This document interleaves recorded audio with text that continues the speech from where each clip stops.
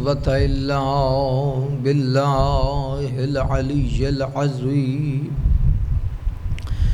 حسبنا الله ونعم الوكيل، نعم المولى ونعم النصير. الحمد لله رب العالمين،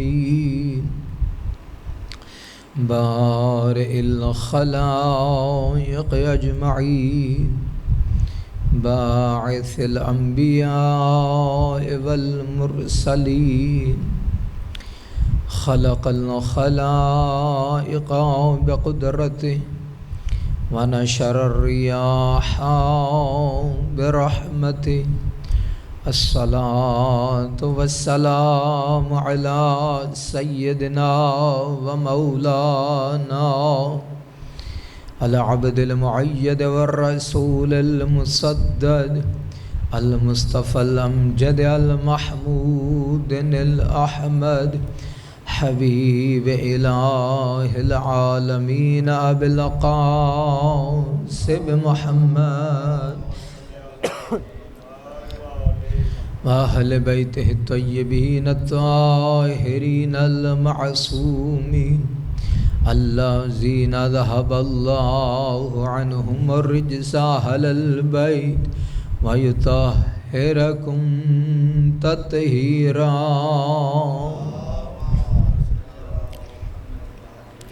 ولعنة الله على أعدائهم أجمعين.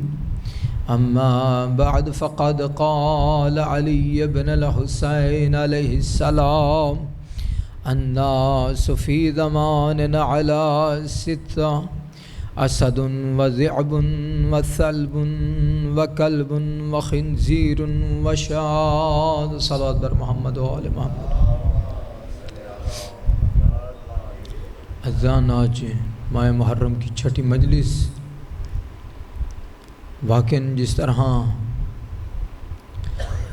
جوش اور جذبے کے ساتھ ہم ماہ محرم کا انتظار کر رہے تھے، اتنی جلدی کے ساتھ ماہ محرم ہماری زندگی سے جا رہا ہے. جس طرح ہمیں ماہ محرم سے استفادہ کرنا چاہیے تھا، اس کا حق ادا نہیں کر رہے. یہ وہ ماہ محرم یا یہ وہ مجالس امام حسین علیہ السلام ہم نے اگر ہماری زندگی میں گزاری اور وقت کے یزید کے خلاف ہماری آواز بلند نہیں ہوئی تو ہم نے مجالس امام حسین علیہ السلام کو سنا ضرور ہے، لیکن اس کے اوپر عمل نہیں کیا. یہ وہ مجالس امام حسین علیہ السلام ہیں جو رزمی شیعہ بنانے کی بھی قوت رکھتی ہیں. یا میں یہ کہوں کہ مجالس امام حسین علیہ السلام سے خطاب کرنے والا اگر اپنی مجلس میں اپنے وقت کے امام کے لیے آپ کو تیار نہیں کر رہا تو پھر اس مجلس پڑھنے کا، اس مجلس سے خطاب کرنے کا کوئی فائدہ نہیں ہے. یعنی یہ وہ مجلس امام حسین علیہ السلام، یعنی اگر آج میں کہوں کہ میں اگر 61 ہجری میں ہوتا تو یزید کے خلاف ہوتا اور امام حسین علیہ السلام کے ساتھ ہوتا، تو آج کے دور میں کوئی محلے کا، کوئی شہر کا، کوئی صوبے کا، کوئی بھی اگر کوئی حاکم جو اپنے آپ کو یزید سمجھتا ہے، اب اپنے آپ کو یزید تو کہتا نہیں ہے لیکن اس کے افعال و کردار تو یزید سے بڑھ کر ہیں، تو اگر میری زبان یا میرا عمل اس کے خلاف نہیں جاتا تو نہ مجالس امام حسین علیہ السلام سننے کا فائدہ ہے اور نہ ہی مجالس امام حسین علیہ السلام سے خطاب کرنے کا فائدہ ہے. اور جو آج کل آپ یقیناً جانتے ہیں کہ کسی ایک ملک میں، سویڈن میں، وہاں پہ کتاب قرآن کی بے حرمتی ایک مرتبہ نہیں اب اور بھی ہوئی. اگر میں یہاں پہ یہ کہتا ہوں کہ میرا اس چیز کے ساتھ کوئی تعلق نہیں ہے تو پھر اس کا مطلب ہے کہ آپ کا حسین علیہ السلام کے ساتھ بھی تعلق نہیں ہے. اور آج ہمارے پاکستان میں ویسے نام لینے میں کیا ہے؟ جمہوریہ اسلامی ایران، یعنی جمہوری کہتے ہی اسے جو ہر بندہ اپنے حق کے لیے جو کچھ کرنا چاہے کر سکتا ہے، اس کو ہمارا قانون روک نہیں سکتا، یعنی ایک قانونی دائرے میں اپنا احتجاج ریکارڈ کروا سکتا ہے، کوئی اس کو قانون روک نہیں سکتا۔ اگر عزاداری امریکہ میں ہو، یورپین کنٹری میں ہو، کوئی مسئلہ نہیں ہے۔ کیوں مسئلہ نہیں ہے؟ وہاں میں قانون کے دائرے میں عزاداری ہوتی ہے اور وہاں کی گورنمنٹ عزاداروں کو تحفظ بھی فراہم کرتی ہے، کسی میں جرت نہیں ہے کہ عزاداری کا راستہ آ کر روکے۔ یہ مملکت خدا داد پاکستان کہ فقط نام کی ہے، یہاں پر آپ بہتر جانتے کو آج کل جو ہمارے لیے مسائل پیش کیے جا رہے ہیں، بلکہ یہ خود نہیں مسائل بنے، یہ بنائے جا رہے ہیں ہمارے لیے مسائل، کہ جناب ان کو گرفتار کیا جائے، ان کے اوپر ظلم کیا جائے، جو ان کی عزاداری ان کو محدود کیا جائے۔ جب یہ گرفتار ہوں گے ہم جیلوں میں لے کے جائیں گے، وہاں پر ان کے ساتھ ایگریمنٹ کریں گے، ان کی عزاداری کو محدود کر دیں گے۔ اور یزید وقت یہ تمہاری سوچ ہے کہ تم یہ سوچ رکھ کر عزاداری مظلوم کربلا کو محدود کر لو گے، ایسا ہو نہیں سکتا۔ کیوں؟ کیونکہ یزید تم سے بڑا حاکم تھا، اس نے طاقت لگا دی، ان کو محدود نہیں کر سکا۔ صدام تم سے بڑا حاکم تھا، محدود کرنا چاہتا تھا، خود مٹ گیا، عزاداری مظلوم کربلا کے اوپر حرف تک نہیں آیا۔ یہ آپ کی سوچ ہے، یہ آپ کا امتحان ہے کہ آپ حسین کے ساتھ کھڑے ہوتے ہو یا یزید وقت کے ساتھ۔ یہ تو آپ نے ثابت کیا ہے، نام حسین کا لیتے اور یزید کے ساتھ کھڑے ہوتے ہو، یا آپ نے اپنے چہرے کے اوپر جو نقاب تھا اس کو اتار دیا ہے۔ صلوات پڑھیے گا محمد و آل محمد۔ تو یہ ایسی چیز یہ سمجھتے ہیں کہ ہم ان کو محدود کر دیں گے، یہ تمہاری عقل کی سوچ ہے۔ یہ جو جتنی تمہاری سوچ محدود ہے اتنی تمہاری فکر بھی محدود، تمہاری عقل بھی محدود ہے۔ تم اپنی فکر میں محدود رکھتے ہو اس لیے کہ تمہیں فقط اور فقط اپنے مفاد سے تعلق ہے، تمہارا کسی اور سے، تمہارے انسانیت کے ساتھ کوئی تعلق ہی نہیں ہے۔ اگر انسانیت کے ساتھ تمہارا تعلق ہوتا تو تم یہ کام ہرگز نہ کرتے۔ یہ جو تم آج کل کبھی سبیل امام حسین علیہ السلام کے اوپر کہتے ہو کہ یہ نہیں آپ کر سکتے، آپ چار دیواری کے اندر آپ عزاداری مظلوم کربلا کو برپا نہیں کر سکتے، کیوں نہیں کر سکتے؟ یہ ہمارا حق نہیں ہے؟ نہیں، ہم کیا کرنا چاہتے ہیں؟ ہم حسین کے ماننے والے ہیں، لیکن یہ کام ہم نہیں کرنے دیں گے۔ جس طرح کہ آپ یزید کو چھپانا چاہتے ہو، یہ پاکستان کے یہ ایک واقعہ ہے کہ کسی گاؤں میں وہاں پہ ماں کے ایک جوان بچے کو کسی جاگیردار نے قتل کیا، کسی جاگیردار نے قتل کیا۔ جب قتل کیا تو عدالتوں میں جیسا انصاف ہوتا ہے آپ بہتر جانتے ہیں، انصاف جو ہونا تھا وہی ہوا، قاتل باعزت رہا ہو گئے۔ اب جو وہ مقتول جوان کی ماں تھی وہ اپنے گھر کے باہر بیٹھتی روتی کہ ہائے میرا جوان بیٹا بے گناہ مارا گیا، مجھے انصاف نہ ملا۔ جو اسی محلے کے اسی گاؤں کے جو جاگیردار تھے اس کے بچے وہاں سے گزرتے، اپنے گھر میں جا کے سوال کرتے کہ آپ تو بڑے ہیں، وہ بیچاری خاتون وہ مستور، اس کے جوان بیٹے کو بے گناہ قتل کر دیا، اس کو انصاف بھی نہیں ملا، وجہ کیا اس کو قتل کیا، کس نے قتل کیا؟ جب سوال پوچھا وہی آئے محلے داروں سے کہتے ہیں کہ جناب ہمیں یہ برداشت نہیں ہے کہ اپنے گھر کے باہر آ کے یہ گریہ کریں، ہمیں یہ برداشت نہیں ہے یہ اپنے گھر کے باہر آ کے گریہ کریں۔ محلے داروں نے کہا کہ جناب اس کا بیٹا مارا گیا ہے، وہ تو کسی کو کچھ نہیں کہتی، وہ کسی کو کچھ نہیں کہتی، فقط اپنے بیٹے کے اوپر گریہ کرتی ہے، آپ کو اس سے کیا تکلیف؟ انہوں نے کہا کہ جناب ہمیں کوئی تکلیف نہیں ہے، جب ہمارے بچے اسی گلی سے گزرتے ہیں نا پھر ہمارے پاس آ کر ہم سے سوال کرتے ہیں کہ اس کے بچے کو کس نے مارا ہے، پھر ہمارے پاس اس کا جواب نہیں ہوتا۔ دراصل پھر بھی ہم یہاں پہ باہر جا کر یہی کہتے ہیں کہ ہمارے امام مظلوم کربلا کو بے گناہ قتل کیا گیا، ہمارے امام مظلوم کے اوپر اتنا ظلم کیا گیا، کس نے ظلم کیا وہ آپ خود جا کے ڈھونڈ لیں۔ ہم تو بتا رہے ہیں کہ یزید ہے، ہم بتا رہے ہیں یزید، جو اس کی بنا رکھی گئی آپ اس کو ڈھونڈو کہ جس نے اس کی اس ظلم کی بنیاد رکھی ہے. صلوات پڑھیے گا محمد و آل محمد. پھر بھی بابا دے بلند صلوات محمد و آل. امام سجاد علیہ السلام کا واقعہ جو میں نے تلاوت کیا ہے، امام سجاد علیہ السلام فرماتے ہیں الناس فی زماننا، لوگوں کی اپنے زمانے میں کچھ قسمیں ہیں، علی ستۃ، 6 قسمیں. سب سے پہلا امام فرماتے اسد، پہلی قسم ہے جو شیر کی مانند ہیں. دوسرے ذئب، جو بھیڑیے کی مانند ہیں. تیسرا امام فرماتے کلب، جو کچھ لوگ ہیں جو کتے کی مانند ہیں. پھر امام فرماتے ثعلب، کچھ لوگ ہیں جو لومڑیوں کی مانند ہیں. پھر امام فرماتے ہیں آخری 6ٹھی قسم الشاتن، کچھ لوگ ہیں جو بھیڑ کی مانند ہیں. 1-2 کے اوپر جہاں تک وقت ہو سکا 1-2 کے اوپر اس کے اوپر روشنی ڈالوں گا. میں فقط حدود اور قیود کے تحت اس کے اوپر تھوڑے سے جو ہے نا وہ بیان کروں گا. آپ نے خود سوچنا ہے، آپ ظاہری بات اس دنیا میں رہتے ہیں، ہم نے خود سوچنا ہے کہ آیا یہ واقعاً یہ ہمارے درمیان اس طرح کے لوگ رہتے ہیں یا نہیں رہتے. اگر رہتے ہیں تو ہم نے پھر کیا کرنا ہے، پھر ہمارا کیا کردار یہاں پر ہونا چاہیے. سب سے پہلے امام نے فرمایا کچھ لوگ ایسے ہیں اسدن، جو شیر کی مانند ہیں. اب شیر کی کیا صفت ہیں؟ شیر کی یہاں پہ یہ صفت ہے ہمیشہ کیا کرتا ہے، مملوک دنیا، ہمیشہ سرپرستی کے چکر میں رہتا ہے، ہمیشہ بادشاہت کے چکر میں، ریاست طلب ہے ہمیشہ. اس کو کسی کی عزت کے ساتھ، کسی کی جان کے ساتھ، کسی کے تحفظ کے ساتھ کوئی سروکار ہی نہیں.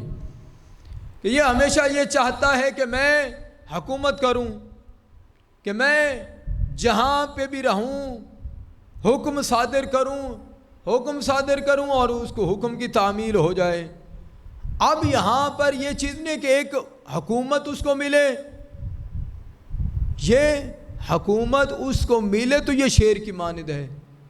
گھر میں بھی یہ ہو سکتا ہے، یعنی گھر میں بھی وہ اپنے آپ کو یہ بادشاہ تصور کرتا ہے کہ جو کام کہوں، میری بیوی، میری زوجہ، میرا بیٹا، میری بیٹی، میرا باپ، میری ماں، میرے فلاں رشتہ دار یہ میری بات کو مانے اور جو میں کہوں اسی کے اوپر یہ عمل کریں. اور یہ بندہ ہر حدود اور قیود کی رعایت نہیں کرے گا جس طرح شیر کرتا ہے.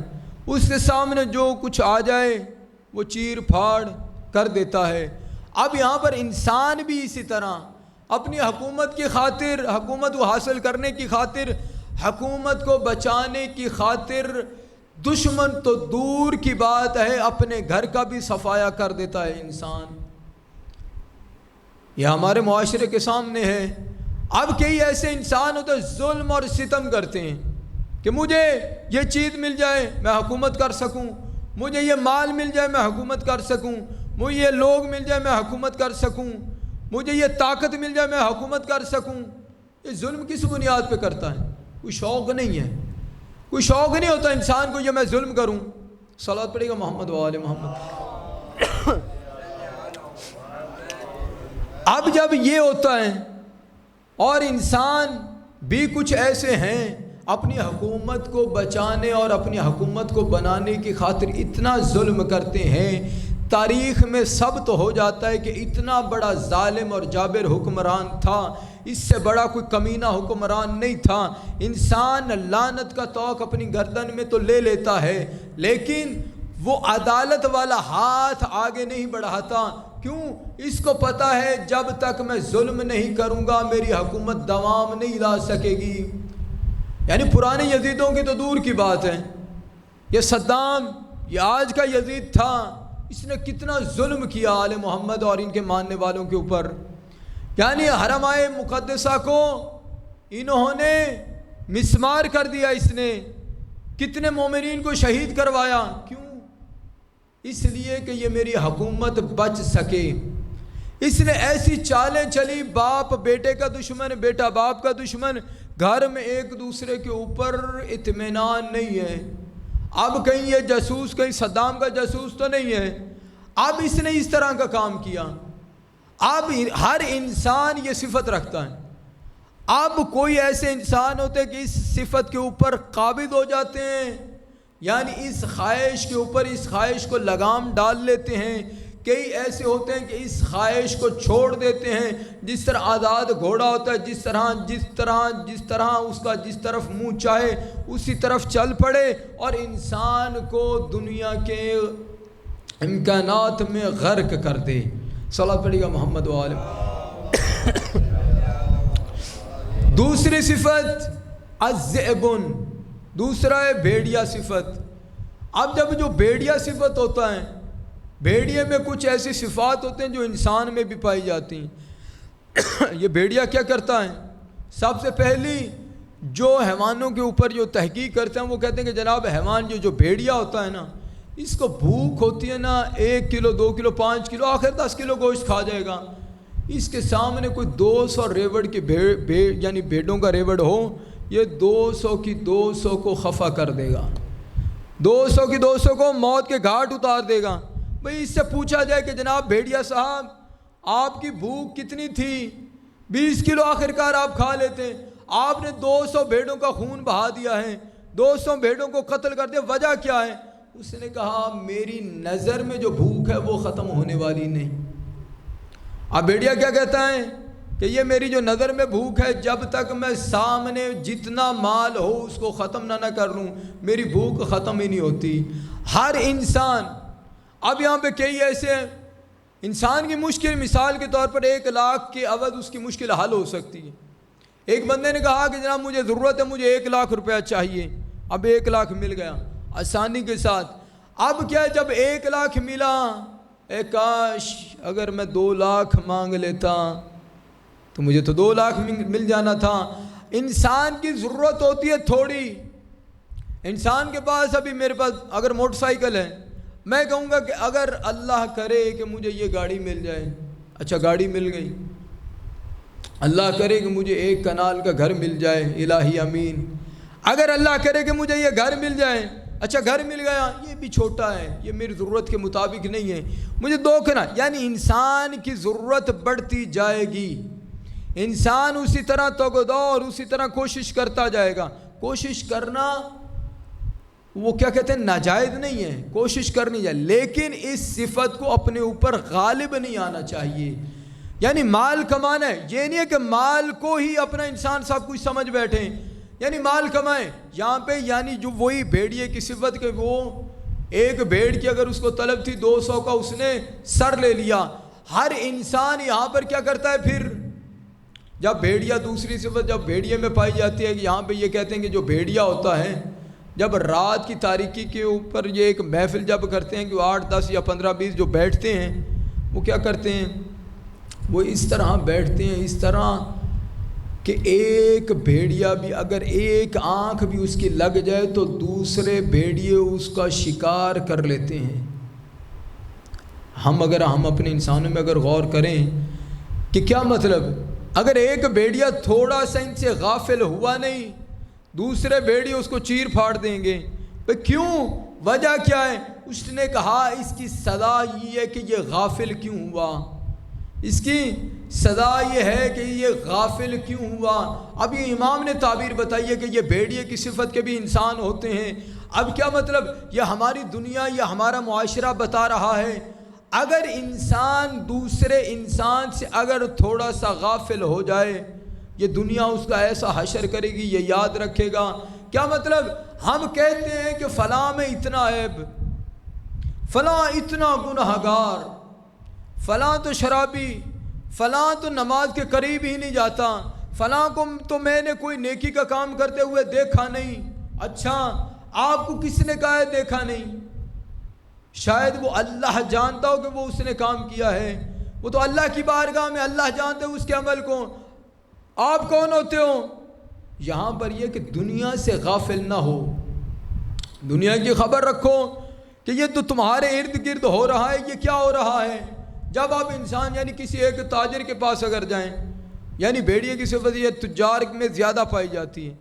اب کیا ہوتا ہے جب یہ جاتا ہے کہ تھوڑا سا یہ اس نے دیکھا نہیں کہ جناب یہ جو لینے کے صلوات پڑھیں گے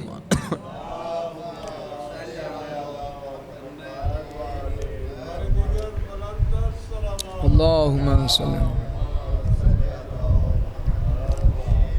اب یہاں پر یہ جو چاہتا ہے کہ جناب یہ غافل ہوا کیوں، اس کو یہ سزا مل گئی. اب یہ جو تاجر ہوتا ہے، اس کے پاس جو بندہ لینے کے لیے آیا، کوئی مال لینے کے لیے آیا، اب یہاں پر یہ دیکھتا ہے اگر اس نے اپنی خواہش کے اوپر لگام ڈالی ہوئی ہے، اس کو کنٹرول کیا ہوا ہے، جب وہ لینے کے لیے آئے گا تو وہ کوشش کرے گا کہ یہ جتنی میں نے اس سے قیمت لی اسی کو ادا کیا جائے، اتنا ہی مال اس کو دیا جائے. اگر کوئی لالچ میں بھرا ہوا انسان وہاں پہ دکاندار ہو تو پھر کیا کرتا ہے، وہ یہ کرتا ہے کہ جناب اس سے جتنا ہو سکے اتنا میں پروفٹ اس سے لے سکوں. جہاں پہ اگر میں نے 100 گرام دینی ہے 5 گرام کم دے دوں. یہاں پر کیا ہے، ایک بات یعنی مشہور، اگر آپ نے ایک چیز دینے کے لیے جانا ہے، آپ کا ہے سونا، لینے والا اس کو مٹی کے بہاؤ میں لے گا کہ جناب آپ کے سونے میں یہ کمی، آپ کے سونے میں یہ کوتاہی ہے، آپ کا سونا یہ اتنا اچھا نہیں ہے، اس کی وہ اچھی کیٹیگری نہیں ہے، جناب اس کی قیمت یہ آپ کو ملے گی، حالانکہ ہے سونا. جب آپ نے مٹی لینے کے لیے جانا ہے تو کیا، جب آپ مٹی لینے کے لیے جائیں گے، جناب یہ اتنی مٹی ہے، یہ سونے جیسی مٹی ہے، اس میں آپ ایک مرتبہ ایک بیج لگا دیں اتنا پھل دے گی کہ آپ کی سوچ سے زیادہ. حالانکہ آپ مٹی لے رہے ہیں، اس کی قیمت کیونکہ اس نے بڑھانی ہے، اگلے بندے کی آنکھوں کے اوپر پٹی باندھنی ہے، وہی کام کرے گا. یہ وہ کون ہے، یہ جو بھیڑیے کی صفت رکھتا ہے، یہ جو بھیڑیے کی صفت رکھتا ہے، اپنے مفاد کے لیے سب کچھ کر گزرے گا. یہ کتنی صفت ہو گئی. یہاں پر ایک چیز ہے کہ اس کو بھوک ہوتی ہے 20 کلو کی اور وہ 200 کے ریوڑ کو چیر پھاڑ دے گا. دوسری، دنیا سے غافل نہیں ہونا چاہیے، دنیا سے غافل نہیں ہونا چاہیے. 2 صفتیں. اب تیسری یہ صفت ہے کہ یہ جب گوشت چباتا ہے نا، جب یہ گوشت چباتا ہے ہڈیاں بھی چبا جاتا ہے اور اس کا معدہ ہڈی کو پاؤڈر بنا دیتا ہے، یعنی ہڈی کو بھی ہضم کر دیتا ہے. اب یہاں پہ کہتے ہیں کہ جناب جب یہ ہڈی کو ہضم کر دیتا ہے، کھجور کی ایک گٹھلی اگر اس کے پیٹ میں، اس کے معدے میں اگر چلی جائے تو اس کی موت واقع ہو جاتی ہے، اس کی موت واقع ہو جاتی ہے. بھائی یہ ہڈی سخت ہے یا یہ کھجور کی گٹھلی سخت ہے؟ ہڈی سخت ہے. اچھا ہڈی سخت ہے تو وہ تو موت کا سبب نہیں بن رہی. اب یہ جو کھجور کی گٹھلی ہے کوئی چھوٹی سی، یہ اس کے معدے میں گئی، بھیڑیے کی موت کا سبب. اب یہی انسان اپنے اوپر لے کے آئے کہ جناب حلال مال کھاتے جاؤ، حلال مال کھاتے جاؤ، تمہیں کوئی پرابلم نہیں ہوگی. کئی ایک ایسے انسان ہوتے کہ حرام مال کے شبے میں بھی نہیں پڑتے کہ جناب جب تھوڑا سا بھی ہوا حرام مال کا، تھوڑی سی سوچ گئی دور، کیونکہ یہ میرا حق نہیں ہے، کیونکہ یہ میرے بھائی کا حق ہے، کیونکہ یہ میری بہن کا حق ہے، کیونکہ یہ میرے رشتہ دار فلان کا حق ہے، یہ میرا حق نہیں ہے، دور ہو گیا. کئی ایسے ہوتے کہ یہ جانتے ہوئے بھی کہ یہ میری بہن کا حق ہے، پھر کیا کرتے ہیں کہ جناب اللہ نے آپ کو تو بہت کچھ دیا ہوا ہے، یہ جو آپ کا حق ہے یہ مجھے بخش دو، یہ مجھے بخش دو. اب یہ وہی چیز ہے کہ ہڈی کو تو ہضم کر گیا اور کھجور کی گٹھلی اس کو ہضم ہو نہیں رہی. حلال مال تو اس کو کچھ کہتا نہیں، حرام مال کی یہ تلاش میں رہتا ہے، حلال مال کے ساتھ وہ اس کی زندگی اچھی گزرتی نہیں، اور یہ ہمیشہ پھر حرام مال کی تگ و دو میں رہتا ہے کہ فلاں کا حق بھی مل جائے، فلاں کا حق بھی مل جائے. کیوں؟ اس لیے کہ اس کے اوپر اس کی نگاہ کم پڑتی ہے. یہاں پر کیا ہے، اب یہاں پہ اگر میں اپنی مثال اگر دوں، اگر کوئی میرے سامنے دوسرے مولانا صاحب کو، مجلس پڑھنے والے کو اگر کوئی کہے کہ جناب یہ آپ کی مجلس کا ہدیہ 20,000 روپے، اگر آپ کی مجلس کا ہدیہ 20,000 روپے اور مجھے وہیں پہ مل جائے 30,000 اور وہیں پہ مجھے مل جائے، اپوزٹ بھی آپ کر سکتے ہیں، اگلے بندے کو ملا 20,000، مجھے ملا 30,000 وہ بندہ 20 بھول جائے گا 30 کو یاد رکھے گا. یا اس کو اپوزٹ اگر کریں وہ بندہ 30 بھول جائے گا یہ 20 کو یاد رکھے گا کہ یہ 20 جو اس کو ملا ہے نا یہ 20 بھی مجھے ملتا. یہ انسان پھر ایسا ناشکرا ہے ہر چیز پا کر بھی کہتا ہے کہ یہ اس کو کیوں ملا حالانکہ سارا کچھ اپنے پاس موجود ہے. صلی اللہ علیہ محمد وآلہ. یعنی جتنی پھر انسان کی لالچ بڑھتی جائے گی پھر انسان اتنا زیادہ ہی خدا کا ناشکرا بھی انسان بنتا جائے گا. پھر انسان اس حد تک پہنچ جائے گا اپنی حکومت کو بنانے کے لیے, اپنے مال کو بنانے کے لیے, اپنی کرسی کو بچانے کے لیے, اپنی حکومت کو بچانے کے لیے اس کو جو کچھ مرضی کرنا پڑے گا یہ کر گزرے گا. حکومت بچانے کے لیے اپنی ماں کا خون کر دے گا, حکومت بچانے کے لیے اپنی بیوی کا خون کر دے گا, حکومت بچانے کے لیے یہاں تک کرے گا کہ اپنے اہل و عیال کی قیمت بھی لگا دے گا. یہ ہمارے معاشرے میں ہو رہا ہے. پھر کئی ایسے بھی ہوں گے اپنے مال کو بنانے کے لیے اتنا کام کر سکیں گے, اتنا کچھ کر جائیں گے اپنے مال, اپنی شہرت, اپنی عزت کو بچانے کے لیے, عزت نہیں یعنی اپنے مال کو بچانے کے لیے اتنا کچھ کر جائیں گے, کہیں گے رسول کے بیٹے کو کہ یہ تم سارا قصور ہی تمہارا ہے. عزیزان, جب انسان کی آنکھوں پہ پٹی بنتی ہے نا تو پھر انسان سارا کچھ کر گزرتا ہے. اب یہاں پر تو کہتے ہیں کہ اگر میں 61 ہجری میں ہوتا تو میں یزید کے خلاف جنگ لڑتا, اگر میں حسین کے ساتھ ہوتا تو یزید کے خلاف جنگ لڑتا. تو آج کے یزید کے خلاف زبان اٹھانا, ہاتھ اٹھانا, کوشش کرنا تم حسینی کا حق ہے, اس حق کو ادا کرو. اگر انسان اپنی حکومت کو بچانے کے لیے اگلے کی عزت کا احترام نہ کرے, اگلے کی اولاد کا احترام نہ کرے, اگلے کی آبرو کا احترام نہ کرے. عزیزان 6 ماہ محرم ہو گئی, بڑی جلدی کے ساتھ ماہ محرم کی گھڑیاں ہماری زندگی سے جا رہی ہیں. جنگ جو ہوتی ہے نا جنگ,